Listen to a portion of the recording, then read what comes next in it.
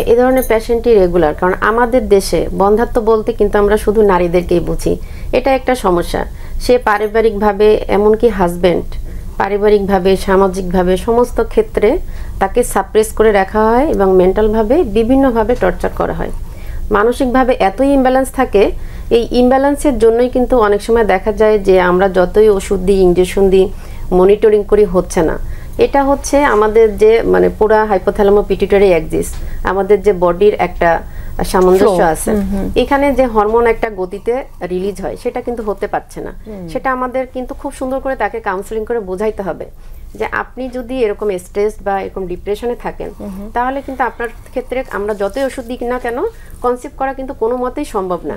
আপনাকে stress free থাকতে হবে, আপনার হাজবেন্ডের সাথে সম্পর্ক ভালো রাখতে হবে, এবং আমাদেরকেও কাউন্সেলিং করতে হবে যে আপনি নিজের যত্ন নিন, সমাজ এবং পরিবার এবং হাজবেন্ড সবার সাথে মিলাই চলুন এবং এটা স্ট্রেস ফ্রি থাকুন, এমনকি কর্মক্ষেত্রেও।